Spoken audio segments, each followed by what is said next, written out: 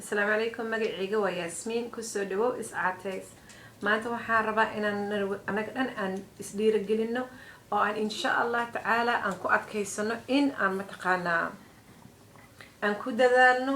socodka iyo jimicsiga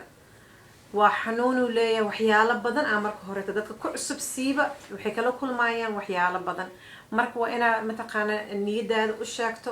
inaa mataqaanaa aad guul ku gaaraysid oo rajo leh aad leedahay oo caafimaad aad ka qaadaysid iscaateey si fiican jirka u jimic bixi biyo badan oo la cabo waxyaalo badan oo waxaa jiro aan u baahanaa inaan subino hurdo fiican habeenkii 2 saac inuu qofka bini'aadamka galo oo subaxii salaad subax soo kacaayo insha Allah tacaala aad ay muhiim noogu tahay sababtoo ah qofka bini'aadamka jirkiisa waa inuu nasto markaan ku hal maalin ku bilaabo jimicsi 2 maalin kale ka dhigto marka jimicsi wuxuu u baahan yahay in biyo badan qofka cabaayo cunto nafaqo leh oo cunaayo oo hurdo fiican la helaayo ma sha Allah aniga waxyaalahaas aan ku dadaalo inkastoo oo mataqaana hooyana aad tahay marmarka qaarkood isa ku suurta galin laakiin aan ku dadaalno hurdadeena insha Allah inaan